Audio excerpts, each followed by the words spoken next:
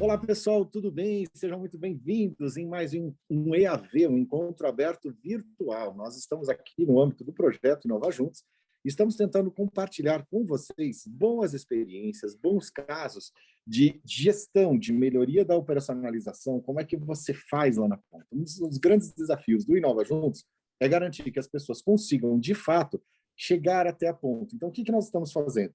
Nós estamos desenvolvendo em cada uma das pessoas, em cada um dos grupos, as competências para assumirem as suas próprias responsabilidades e incorporarem as boas ações que nós estamos tendo de um lugar ou de outro. Hoje, nós vamos falar sobre o caso de Restinga Seca, com o processo de controle de animais, que eles fizeram uma coisa super interessante, tecnológica, resolvendo diferentes problemas, e resolvendo não só o problema dos animais, mas também o problema social, o problema da permanência desse tipo de solução no longo prazo. Isso tudo surgiu da cabeça de algumas pessoas, o Norton está aqui, vai falar conosco, que tiveram uma ideia, falou, como é que a gente resolve o problema? Qual o custo para resolver o problema? Literalmente um conceito de gente que faz.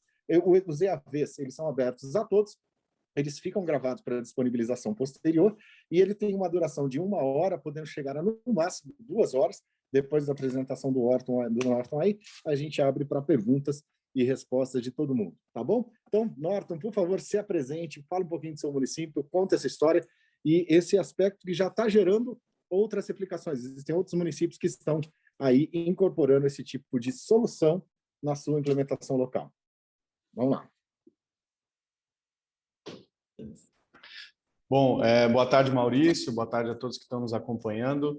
É uma satisfação enorme a gente poder compartilhar um pouquinho da nossa experiência. Eu me chamo Norton Soares, sou servidor concursado aqui da Prefeitura de Restinga Seca, mas também sou vereador, estou aí no 2º mandato no momento, e a gente tem uma experiência bastante interessante aqui, como tu disseste já, Maurício, em relação ao serviço de controle de animais, né, de população de animais. Restinga Seca, só para contextualizar rapidinho, fica na região central do Rio Grande do Sul, na região chamada 4ª Colônia de Imigração Italiana, né? Nós temos cerca aí de 16 mil habitantes e é uma cidade que tem uma economia basicamente fundamentada na atividade agropecuária e tem surgido também aí no cenário do turismo no Rio Grande do Sul.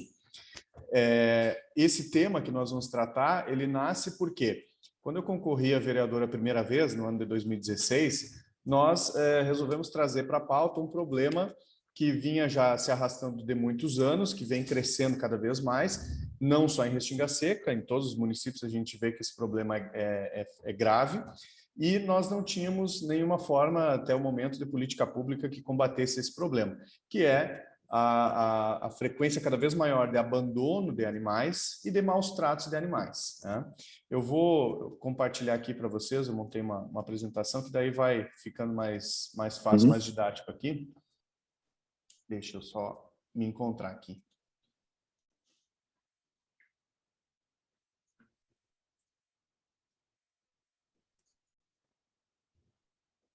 Está aparecendo aí para vocês? Tá sim, tá aparecendo cartilha do tutor responsável, slide CNM. Tá aparecendo aqui. Como era, como ficou, estamos vendo tudo aí na máquina. Eu estou tentando só que apareça o arquivo, que não apareceu ainda. Você sabe que eu brinco que isso é tecnologia que o pessoal falava que era plug and play, que você coloca e liga. E eu chamo de plug and pray, você coloca e reza. Reza para funcionar. Porque o meu Teams, por exemplo, na hora que eu coloco tela cheia, ele bloqueia o som. Então fica uma loucura. Agora apareceu. Apareceu? Sim. Aí, tá passando aqui. Bueno, então, a nossa experiência, né? Serviço Municipal de Esterilização e Controle Populacional de Animais, como eu estava falando para vocês, ela nasce de um problema que é o alto índice de abandono e maus tratos a animais e a consequente proliferação de doenças, às vezes entre animais e às vezes até atingindo os seres humanos, que no caso das zoonoses, né? Problemas com ataques de animais, às vezes animais que demarcam território na rua e aí as pessoas passam a ser atacadas por esses animais, e também dificuldades com a limpeza urbana. Então a gente tem alguns olhares aqui, que é a questão do bem-estar animal por si só, que é uma questão que a gente defende, que a gente luta também, e a questão da saúde pública, né? Porque animal na rua significa problema de saúde pública, então a gente precisa ter esses dois olhares e não apenas o olhar de ativismo, né? nós tínhamos, dentro dos nossos problemas, uma ausência de políticas públicas para a área, então o município nunca criou nenhum mecanismo para trabalhar esse assunto, a não ser em relação à vigilância sanitária, mordidas de animais, alguma coisa que o município, se acontece, tem que correr atrás para tratar. Agora, o problema, a raiz do problema nunca foi tratado. E um trabalho isolado da entidade protetora. Foi fundada aqui por um grupo de ativistas, em 2015, uma associação protetora chamada Focinhos de Restinga, né? Associação Protetora dos Animais de Restinga Seca. Essa entidade tem CNPJ, né? Personalidade jurídica, ela iniciou com um grande grupo, aos poucos esse grupo diminuiu, o que é normal, ainda mais nesse tipo de causa, e ela meio que foi criada e ficou assim, foi criada, e aí agora o que acontece, né?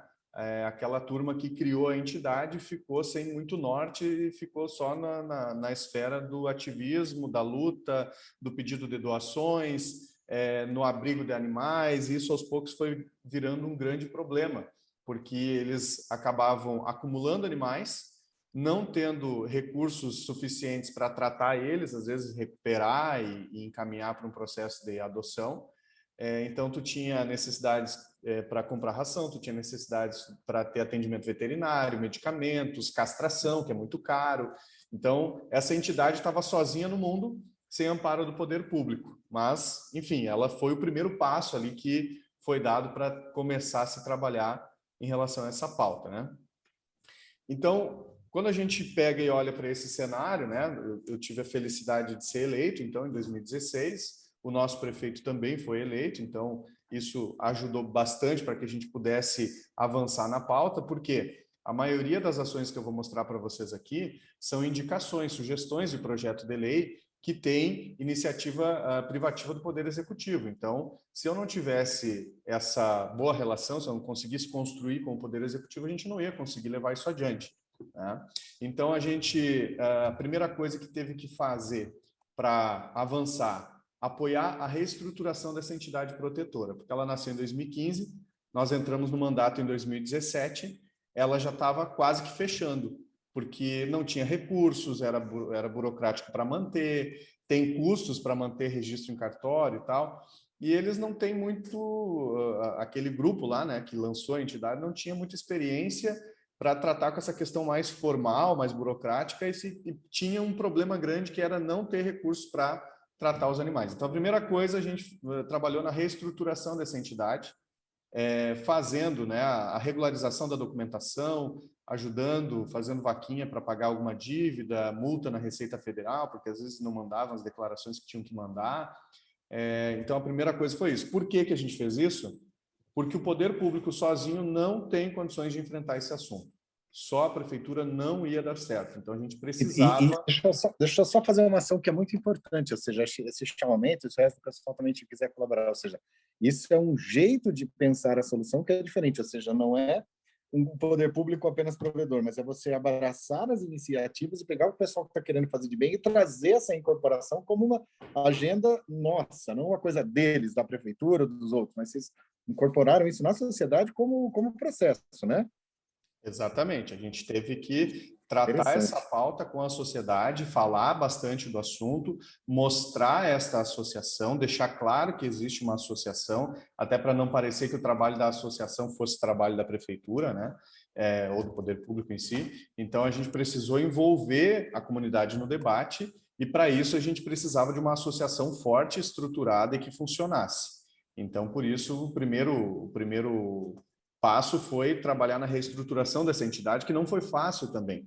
Como eles já vinham passando por dificuldades e por preconceito, né? Porque vocês sabem que as pessoas olham para esse tipo de projeto com aquele olhar assim, em vez de estar ajudando crianças, vocês estão ajudando animais. Então, eles passaram por alguns perrengues, eles passaram por alguns conflitos com membros da comunidade, que no primeiro momento quiseram ajudar, no segundo momento quiseram destruir. Então, eles estavam muito ressabiados, a gente chama aqui, e isso foi um dificultador. A gente teve uma certa dificuldade para conseguir entrar no meio dessa turma e fazer eles confiarem que a gente realmente estava entrando para ajudar eles e para ajudar a causa em si, não só a entidade, né? Então, a gente trabalhou nesses dois eixos, o apoio na reestruturação da entidade e na criação de estrutura dentro da administração pública, porque nós não tínhamos absolutamente nada, nada mesmo. Aqui para ilustrar para vocês... Então era uma entidade, só uma coisa, então era uma entidade privada sem nenhum apoio, não era uma entidade pública nem nada.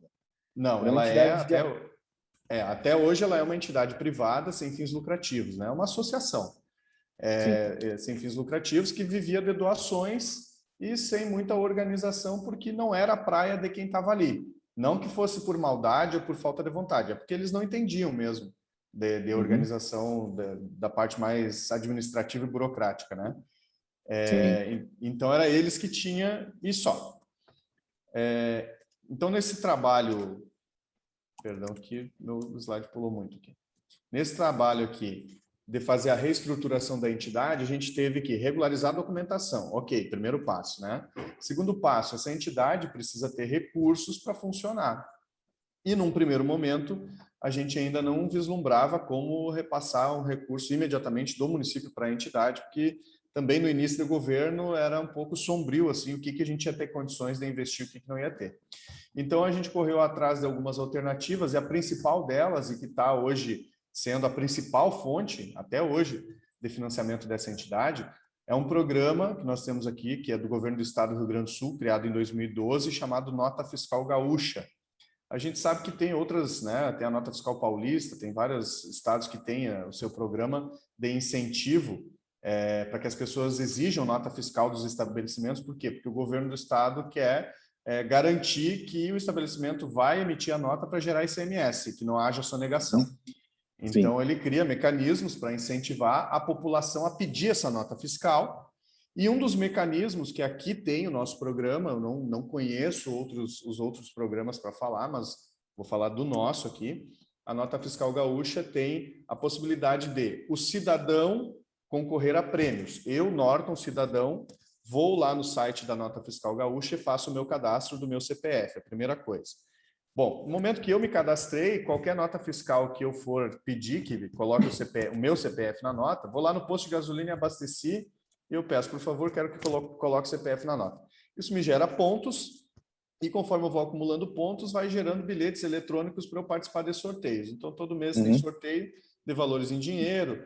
Eu tenho desconto no IPVA também. Se eu atingir um número X de notas fiscais emitidas durante um ano, eu vou ter lá X% de desconto no IPVA do meu carro, se eu tiver carro, né? Então, eu tenho algumas vantagens. E uma vantagem que é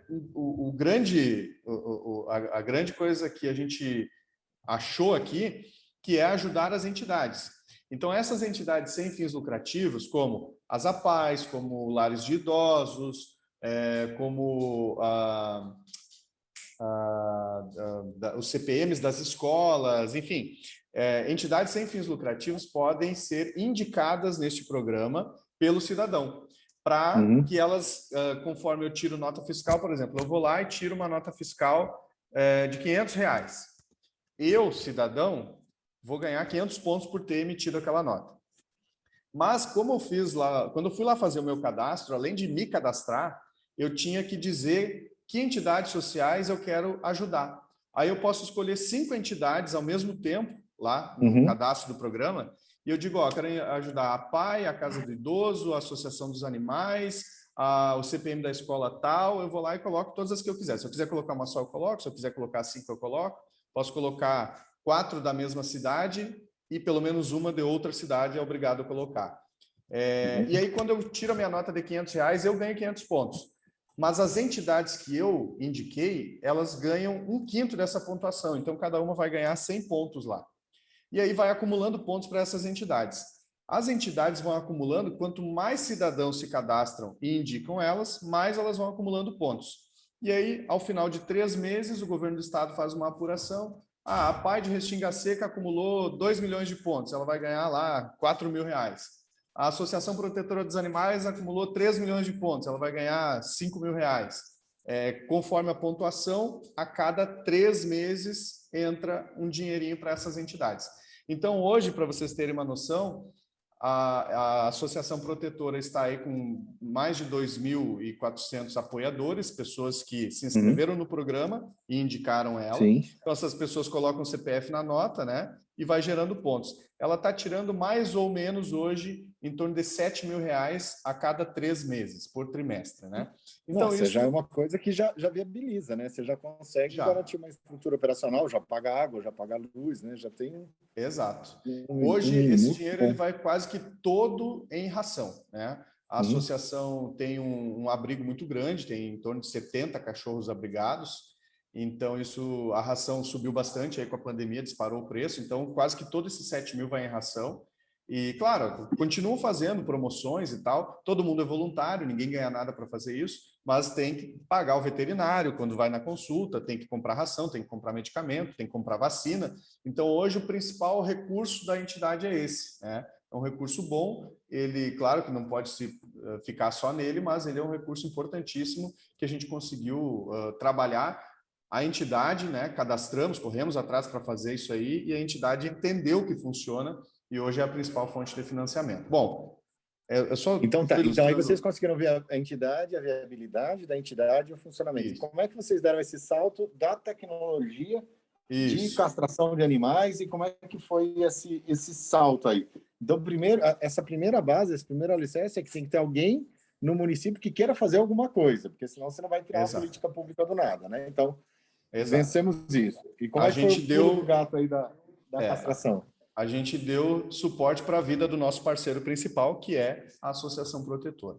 Bom, aí nós Sim. fomos então para a criação da estrutura dentro do poder público, né?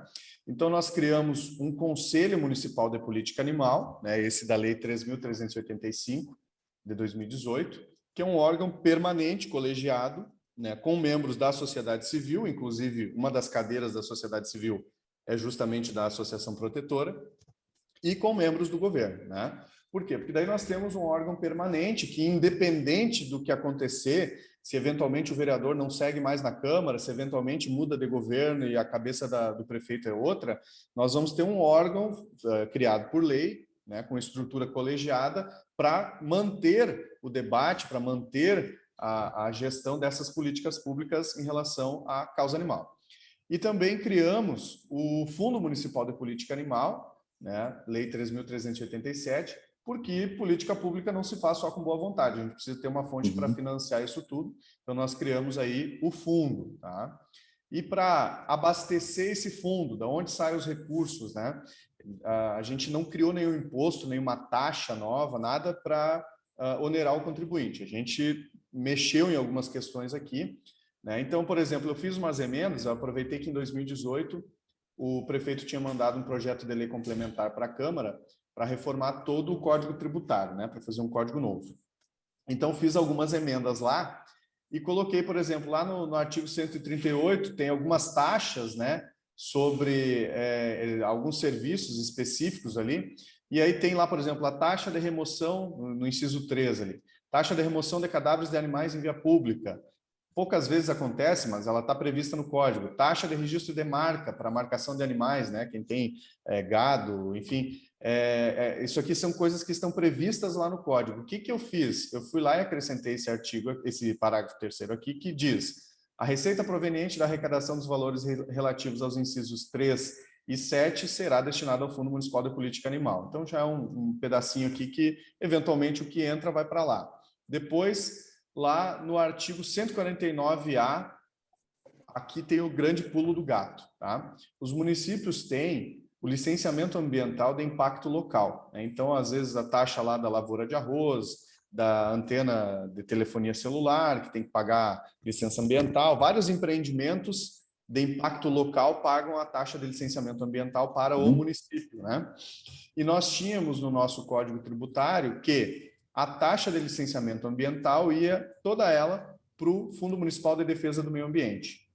Então, nessas emendas que eu fiz no Código Tributário, eu coloquei lá, deduzidos os custos do município com serviço técnico, porque tem que ter esse serviço, tem que ser pago, né, de licenciamento, a receita proveniente da arrecadação dos valores relativos à taxa de licenciamento ambiental, ela é dividida, então, entre o Fundo Municipal de Defesa do Meio Ambiente, para o qual é destinado 80% do valor, e o Fundo Municipal de Política Animal, aquele que nós criamos, para o qual será destinado 20%. Aqui está o grosso do recurso que abastece o Fundo de Política Animal. Então, Toda licença que é paga, taxa de licença ambiental que é paga, se divide, faz esse rateio. 80% vai para o fundo do meio ambiente, 20% vai para o fundo de política animal.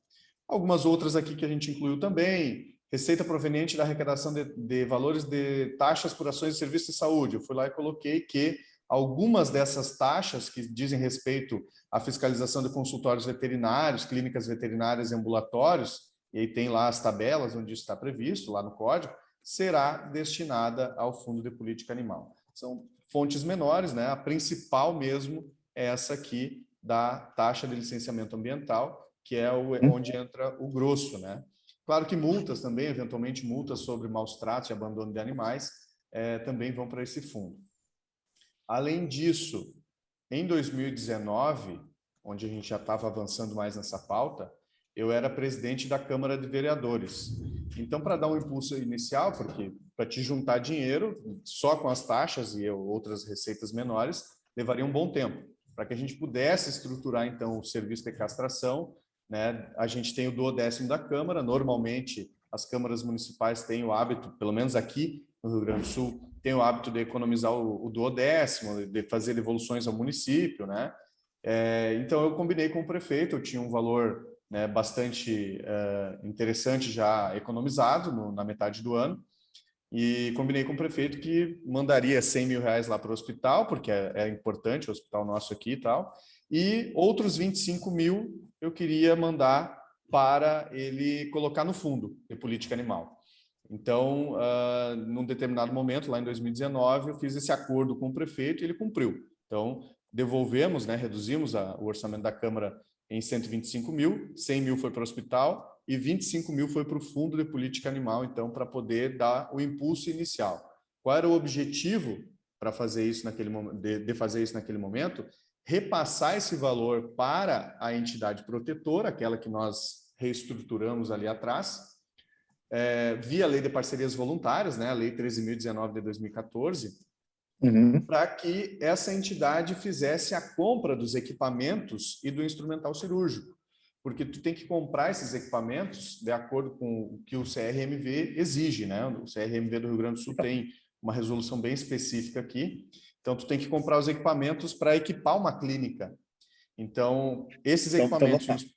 Então, só uma peça que aqui a gente está entrando, pelo menos quando a gente fez os briefings, num pedaço muito importante, ou seja, primeiro você organiza a sociedade, depois você pega essa linha de financiamento e depois a gente tem que entrar numa coisa que não é só boa vontade, não é voluntariado. Você tem que construir uma estrutura de clínica mesmo para conseguir operar, certo? Exatamente. Tá. Então, terceira parte. Gente, alguém abriu aí o áudio? Dá para fechar aí, por favor?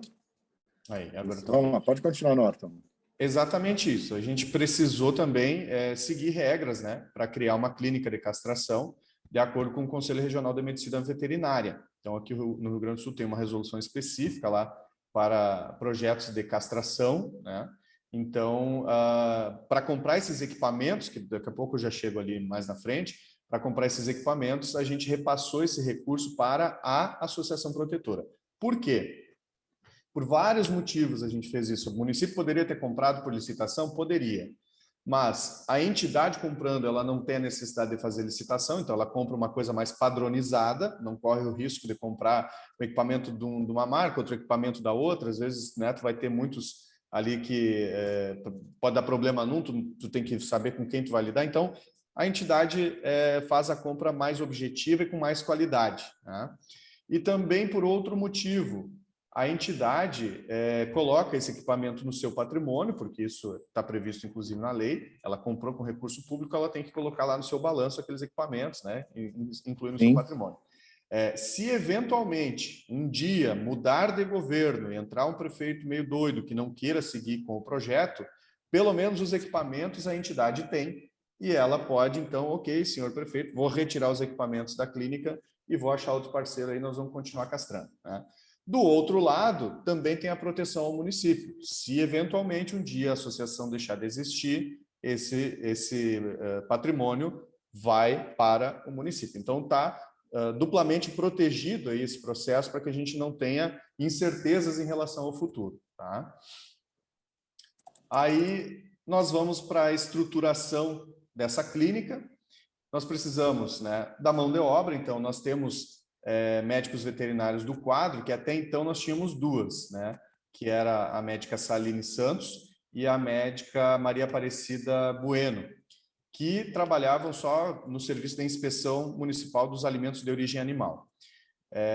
Nós tínhamos um concurso vigente naquele momento ainda, e decidimos então, né, nessa construção com o prefeito, ele mandou um projeto de lei para a Câmara para incluir nas atribuições dos veterinários do quadro a atribuição de castração de pequenos animais, para isso não ficar só na boa vontade, né? E chamamos mais uma veterinária, que foi a doutora Tassiele Senger, para poder atender os dois serviços, porque o serviço de inspeção de alimentos tem que continuar, e a gente ia inaugurar um novo serviço, então, que era o de castração.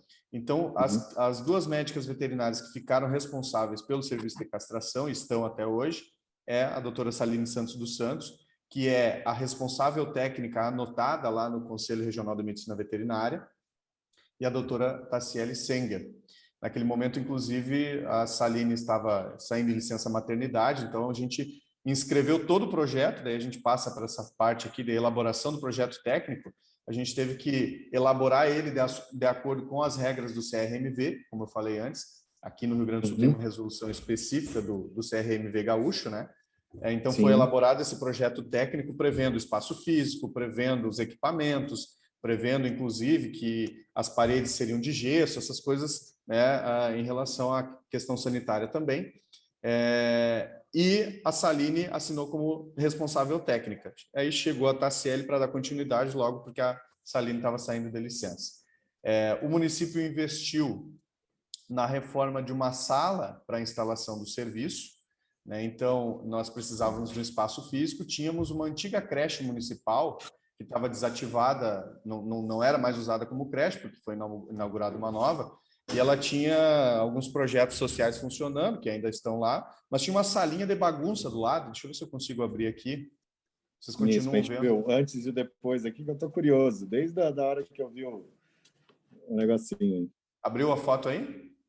Sim, abriu. Tem um quadrado vermelho aqui. Isso, aqui nesse quadrado vermelho é uma salinha que era só de bagunça, tá? Essa salinha não estava sendo ocupada. Aqui onde está a Escola de Educação Infantil, onde funcionam projetos sociais, como Pequeno Cidadão, projetos com crianças. Mas aqui era só bagunça. Então, aqui tinha mesa, computador que não era usado. Tá vendo aí? Acho que estão vendo, né? Sim. Mesas e computadores velhos, pneus guardados, tinha aqui. Né? Era uma salinha bem pequenininha mesmo, né? Não estava sendo realmente utilizada para nada. Então, a prefeitura fez um investimento aqui de mais ou menos R$24 mil e se transformou na nossa clínica de castração. Né? Aqui está a equipe, né? Essa aqui é a doutora Saline Santos dos Santos, que é a responsável técnica. Essa aqui é a doutora Tassiele Senger, que é a outra veterinária que atende lá e que foi a primeira que castrou, porque a Saline saiu de licença, né? E aqui é uma zootecnista que nós temos aqui do quadro de comissionados, que no início ajudou bastante aí, agora ela também é mamãe, saiu de licença, mas ela foi fundamental para a gente iniciar esse trabalho, né? E como auxiliar da doutora Tassiele. Então aqui a fachada, como ficou, né? A clínica, e aqui tem um pouquinho aqui o microchip, né? Seringado, ó, que é aplicado sob a pele dos animais. E esse aparelhinho aqui é o leitor de microchip, onde a gente passa ele e ele identifica o microchip que está implantado sobre a pele do animal. Aqui a sala de cirurgia, então aqui vocês têm monitor, tem a mesinha cirúrgica, tem o foco cirúrgico, tem aqui todos os equipamentos aqui que precisa para manter. Eu tenho mais fotos, depois eu vou ver se eu consigo mais aqui. Eu estava até com uma notícia aberta aqui, mas não sei onde é que eu deixei ela. Depois eu pego mais fotos para mostrar para vocês. Mas, enfim, a gente fez essa reforma ali, então, da sala, de acordo com as regras, né? E criou também uma regulamentação para funcionar, né? Para como as pessoas vão acessar esse serviço. Essa regulamentação já foi uma resolução do nosso Conselho Municipal de Política Animal, que nós criamos ali atrás, né? Tudo isso, então, foi submetido para a vistoria e aprovação do Conselho Regional da Medicina Veterinária do Rio Grande do Sul, porque é um pré-requisito. Nenhum serviço de esterilização pode funcionar sem a vistoria e aprovação do Conselho. A regulamentação, então, para o acesso ao serviço, ela se deu, então, como eu falei, pela resolução do Comupa, né, o nosso conselho, que foi feita no dia 2 de julho, a clínica foi inaugurada dia 3, então a resolução é do dia 2. Dispõe sobre os critérios de atendimento, daqui a pouquinho eu já vou falar deles, tá? Então, a resolução que tratou das regras. Então, aqui estão as principais regras, ó, que estão nessa resolução. Quais animais que podem ser atendidos pelo projeto? Animais que comprovadamente vivem na rua, prioritários. Por que prioritários? Porque esses animais não tem ninguém vistoriando, não tem ninguém supervisionando eles se reproduzem livremente. Então, esses animais de rua ou comunitários, né, às vezes tem animais que... Tem várias pessoas que dão comida, vivem numa rua lá, num beco, e não é de ninguém, mas todo mundo dá comida. Esse animal, o cidadão pode ligar para a prefeitura, pedir para fazer a inscrição, e ele vai passar na frente, ele não vai ficar esperando na fila. A gente só precisa, e faz uma campanha para que as pessoas ajudem nisso, é que o cidadão se disponibilize a capturar o animal, deixar ele em 12 horas de jejum, porque precisa em função da anestesia, né? Levar lá na clínica no dia que está marcado e depois cuidar dele durante 7 dias, pelo menos ali, até tirar os pontos. Aí ele retorna lá para tirar os pontos. Depois, se o cidadão quiser adotar, maravilha, a gente atingiu o ápice, né? Se ele não quiser adotar, não é obrigado, porque era um animal de rua, né? Mas é uma forma de controlar esses que estão vivendo na rua. Os animais abrigados pela associação, né? Então, a nossa parceira desde o início. Então, todos os animais abrigados na associação são castrados, mesmo que não estejam no abrigo, porque tem muitos voluntários que dão lares temporários nas suas casas e tal. Sendo vinculado à associação, eles têm a castração garantida, né? E também animais que tenham sido adotados na associação, eventualmente a associação doa filhote. E o filhote ele não pode ser castrado tão cedo, tem que ter pelo menos 6 meses de vida para poder ser castrado. Se a associação doa um filhote desses, quem adotou, não interessa a renda, não interessa a condição da pessoa, vai ter a castração garantida porque adotou da associação protetora. É uma forma de que interessante, né? Que aí vocês vão amarrando a política pública com a política social, com a inclusão, com o acolhimento, com a forma, ou seja, tira o animal da rua, resolve o problema social, resolve o problema, às vezes tem uma criança que está precisando de um filhote, que às vezes até para a formação de crianças, eu já vi casos de crianças que estão meio autistas, precisam de um animalzinho de estimação e melhora muito o desenvolvimento, ela consegue ter um filhote, ela consegue ter uma interação. Então, isso, nossa, muito legal isso, cara. Exatamente, é uma forma que a gente encontrou para estimular a adoção oficial também, né? Porque tem aquela questão, às vezes a pessoa acha que vai pegar da rua e, independente da renda dela, ela vai castrar na prefeitura. A gente não tem como saber se a pessoa realmente adotou da rua ou se ela ganhou de alguém ou se ela comprou o animal. Então, a forma de estimular que a pessoa adote é pela associação, porque daí também a gente vai ir tirando o excedente, né? Que a associação ela tem dificuldade para doar. Doar não é uma coisa fácil, né? Até porque não é um descarte. A doação ela tem toda uma série de critérios. A associação não doa para qualquer pessoa de qualquer forma, né? Então, aqui também a gente está ajudando a associação estimulando que as pessoas vão lá adotar.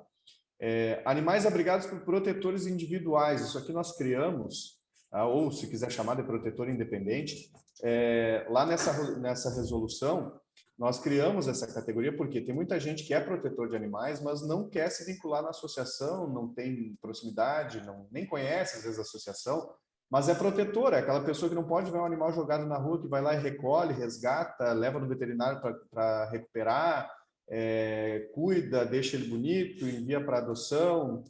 Enfim, essas pessoas que fazem isso de forma voluntária, né, que não têm históricos de maus tratos, que têm mais de 4 animais em casa, pelo menos, isso está lá nas regras, a gente faz um processo, a pessoa vem aqui na prefeitura, pede o reconhecimento dela como protetor, é feita uma visita para essa pessoa, né? As meninas da castração mesmo que fazem isso, fazem uma visita, uma vistoria, olham as condições do ambiente, entrevistam vizinhos para confirmar se realmente aquela pessoa tem histórico de fazer esse trabalho social, né? E aí não importa qual é a renda da pessoa, ela pode ser rica, pode ser pobre, mas é uma questão que daí ela está ajudando o município se ela está fazendo isso. Então, se conclui que ela realmente é uma protetora, ela vai ganhar um certificado do Comupa, né, o nosso conselho, e com isso ela tem castração garantida também. Basta ela ligar e pedir o agendamento para casos em que ela recolha, né? E aí nós temos já depois a parte mais social do projeto, que é os animais que são de famílias que têm Bolsa Família, por exemplo. A gente usa o principal exemplo é o Bolsa Família, né? Mas que está lá inscrita no Cadastro Único do Governo Federal e está recebendo algum benefício, né? Essas famílias, comprovando que tem Bolsa Família ou algum benefício do Cadastro Único, automaticamente também têm direito à castração. E também famílias que às vezes não têm benefício do governo federal, né? Não tem Bolsa Família, mas também não são ricos, não têm uma condição financeira boa, né? Então a gente criou ali animais, a regra de animais de famílias que têm baixa renda, na condição de ter até um salário mínimo por pessoa da casa, limitado ao teto de 3 salários mínimos do grupo familiar. Então também faz um protocolo aqui na prefeitura, comprova a condição financeira, né? E vai entrar na fila da castração também. É uma forma que a gente encontrou de contemplar mais pessoas. Esse serviço ele é 100% gratuito, até porque se não fosse, não seria um projeto social, o CRMV nem reconheceria também, então ele é 100% gratuito. É obrigatório, a gente não pergunta se a pessoa quer microchipar o animal, é obrigatório microchipar o animal, então enquanto ele está lá na mesa anestesiado, né, a veterinária vai lá e implanta o microchip no animalzinho e fica com os dados desse microchip e coloca no sistema ali. Então, quando é feita a leitura, sai o número do microchip e vai saber lá o animal do Norton, esse animal é macho, tem a idade de 2 anos, castrado, porque daí, né, passou lá na clínica, enfim, vai ter os dados desse animal. Por quê? Porque é uma forma de tu inibir o abandono também. Tá? Então, o microchip ele é muito importante em função disso. E a gente colocou nessa resolução também a proibição de atendimentos que não sejam para fins de esterilização. Por quê? Porque as meninas não dariam conta e perderiam o foco, porque às vezes você vai fazer uma consulta ambulatorial, meu cachorrinho não está bem, meu gatinho está vomitando, não tem condição. Talvez municípios maiores, com mais equipe, possam até implementar um serviço mais completo. Nós não temos condição disso, e também compraríamos uma briga muito grande aqui com as clínicas particulares. Tem 3 clínicas veterinárias particulares e só o serviço de castração já mais ou menos afeta uma delas, né? E se a gente implementasse outros atendimentos também, a guerra seria muito grande. Mas não só por isso, é porque realmente não tem condição de atender outros, porque a fila é grande. E aqui, para vocês terem uma noção de como a fila é grande, tá? Dados de hoje. A clínica foi inaugurada há um pouco mais de um ano, tá? Dia 3 de julho de 2020. E hoje, dia 25 de agosto, a gente já tem 450 animais castrados e contando. As meninas estão lá em cima, agora há pouco eu falei com elas. Elas estão lá na clínica trabalhando hoje. Então, nós já castramos 450 animais e tem, em média, 300 animais na fila para castrar e dificilmente esse número diminui. Que vai castrando e vai aparecendo mais inscrição e mais inscrição e mais inscrição. Então, hoje, a gente tem esse número aí. Fazendo uma conta de padeiro aqui, deixa eu só puxar rapidinho aqui no celular. Uma fêmea aí tem potencial para dar uma ninhada de mais ou menos 6 filhotes, né, cada ninhada. E se eventualmente ela desse umas 3 ninhadas por ano, esses 450 animais entre cães e gatos, né? Lembrem que gato tem um potencial maior de cria. Mas entre cães e gatos, esses 450 representam 8.100 filhotes que deixaram de ser gerados, em média, né? Nesse pouco mais de um ano de projeto aí. Então, esse é o trabalho que a gente tem hoje, né? Em linhas gerais, assim como ele está funcionando. Deixo aberto aí, se vocês quiserem perguntar mais alguma coisa, a gente está à disposição. Eu quero comentar aqui alguns aspectos que eu achei muito interessantes desde quando nós vimos o exemplo anterior. Primeiro, essa preocupação com a clínica, essa preocupação em garantir que as pessoas que vão receber esse material não está na prefeitura, ou seja, está numa associação, essa possibilidade de você, se você quiser trocar a associação, você vai conseguir fazer esse tipo de ação. E essa preparação para resolver o problema da clínica e dos animais, você está resolvendo vários problemas sociais. Você resolveu o problema de financiamento com um valor muito pequenininho, que é R$7.000 a cada 3 meses. Você está resolvendo um problema dos animais em abandono, situações de maus tratos na rua. Você está gerando um processo de conscientização e de participação social, né? Então, assim, é muito interessante esse processo, e eu acho que as pessoas que têm aqui têm que estar aprendendo nessa questão da simplicidade, da objetividade e de como vocês trouxeram as profissionais que já estão fazendo essa triagem, essa seleção, essa visita para a recepção. Então, acho que tem muito detalhe bom para a gente aprender. Mas vamos lá, Bota, vamos abrir aqui para ver se alguém tem alguma pergunta para fazer. Faltam 15 minutos para a gente encerrar o nosso EAV, né? Oi? Pessoal, não se esqueçam de assinar a lista de presença. E eu não estou te ouvindo, né? Estou vendo que você está passando umas coisas aqui.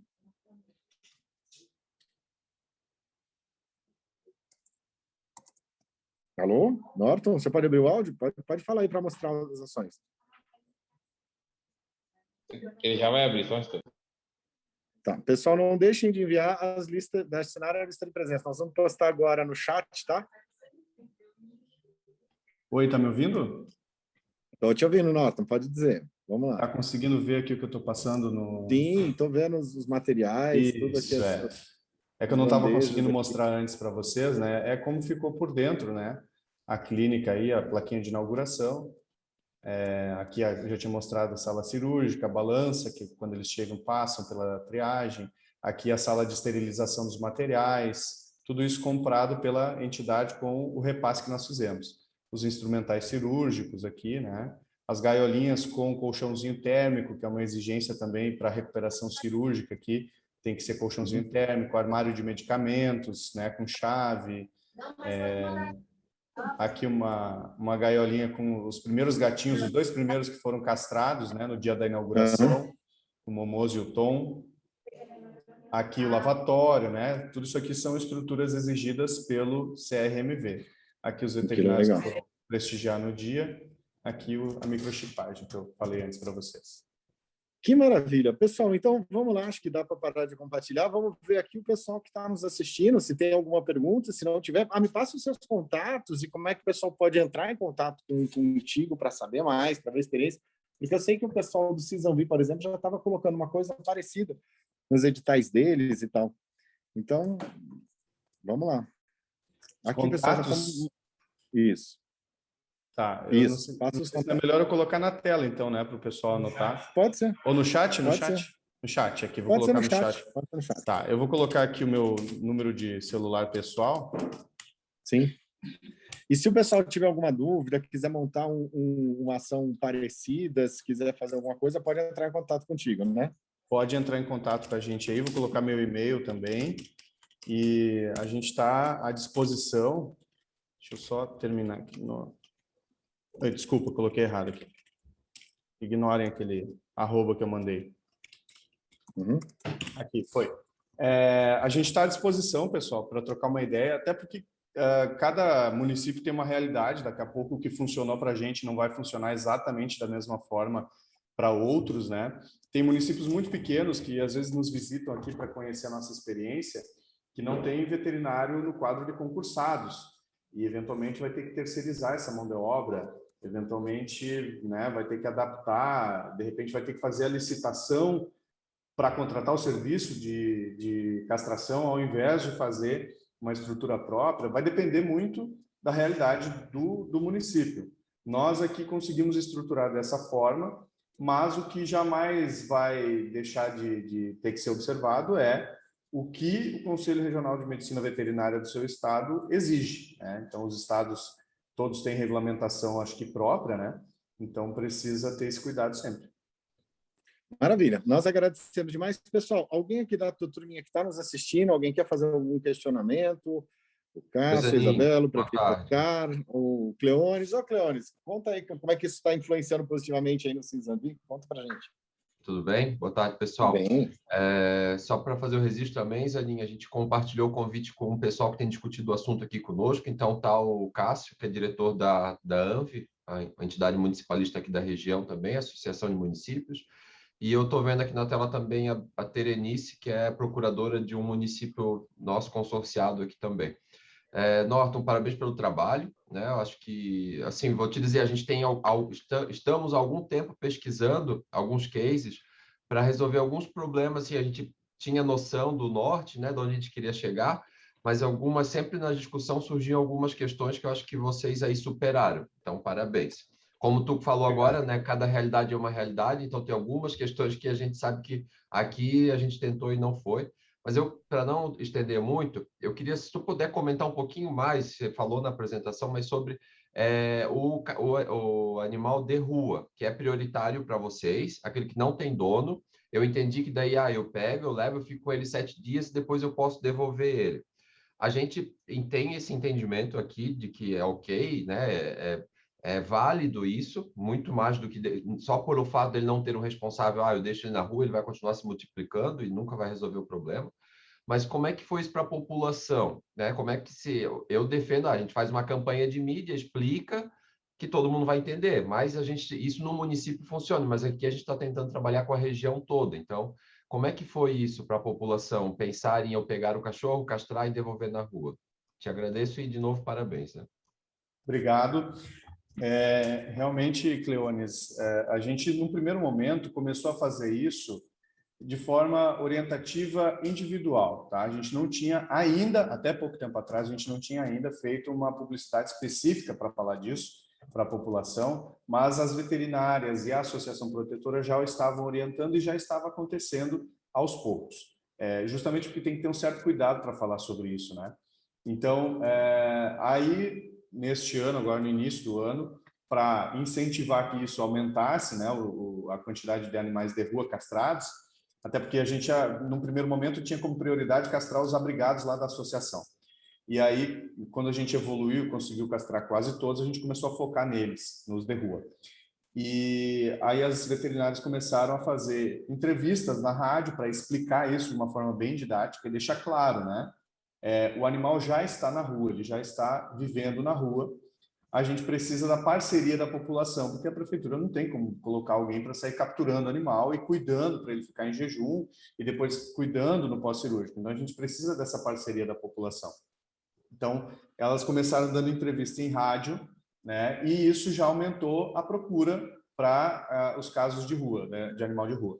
E depois nós fizemos, há pouco tempo atrás, deixa eu tentar compartilhar aqui para vocês, uma pequena campanha no Facebook para mostrar para as pessoas como fazer isso. Deixa eu ver se eu tenho tudo num lugar só isso aqui. Para mostrar para as pessoas, eu vou compartilhar aqui.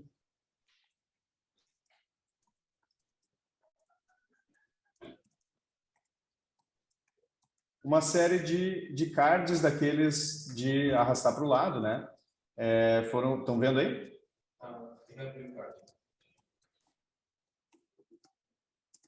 Abriu? O que está aparecendo, Flávio? Estou vendo os cards só. Está carregando.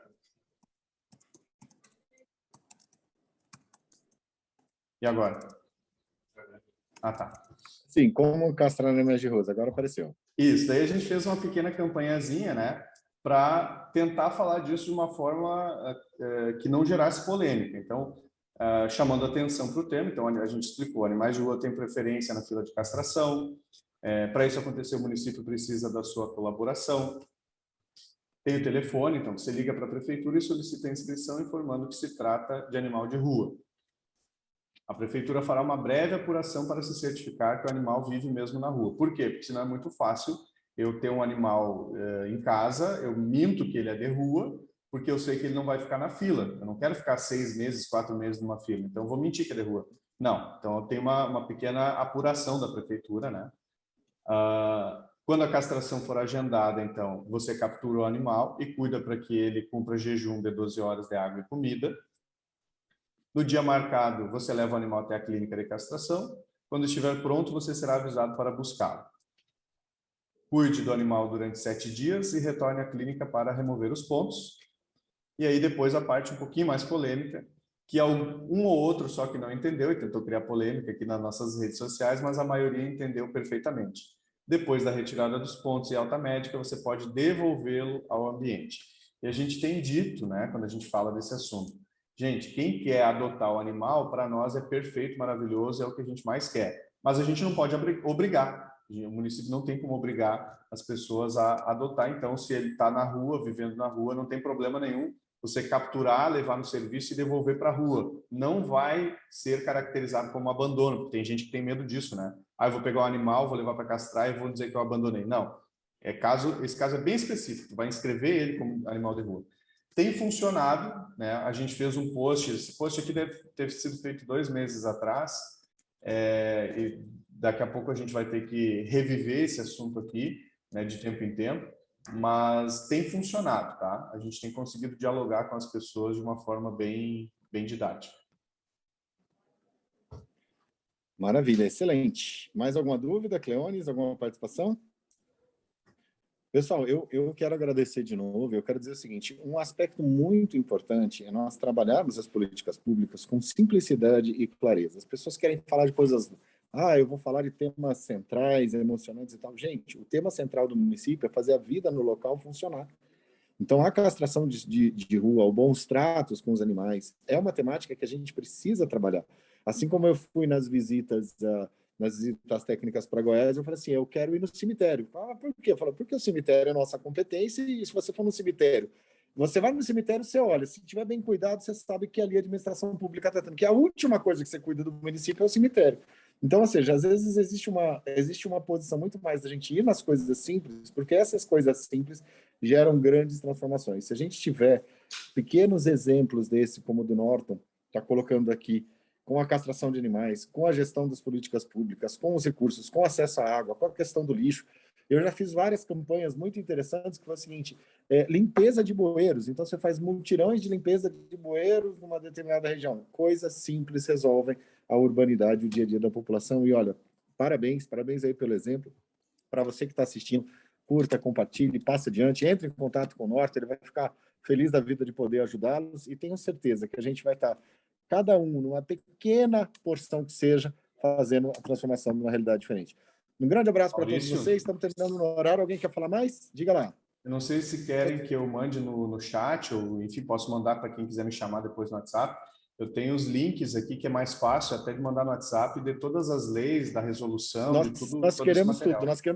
Nós queremos que o caso, a notícia que está, a gente vai fazer uma notícia desse EAV, e na notícia desse EAV eu quero que a gente coloque todos os links com todos os materiais, todas as fotos, e a gente publique no site da CNM e no site também do Inova Juntos. Tá, Maurício, eu passo o contato dele para a Raílise. Pode passar o contato dele para a Raílise e nós vamos tornar a sua vida algo muito emocionante, Norton. Você não vai esquecer da gente. Tá bom? Vou mandar para vocês também a cartilha que a gente entrega aqui para cada pessoa que leva o animalzinho lá, que eu acabei não mostrando. Tá bom. Gente, um abraço então, agradeço demais. E aí a gente continua lembrando aqui que a gente teve essa atividade essa semana. Ontem tivemos 2 grupos técnicos bastante intensos aí falando sobre nova agenda urbana, falando sobre o ODS, e a gente se encontra na próxima semana com mais um encontro aberto virtual. Um grande abraço e até lá, pessoal. Tchau, tchau. Tchau, tchau.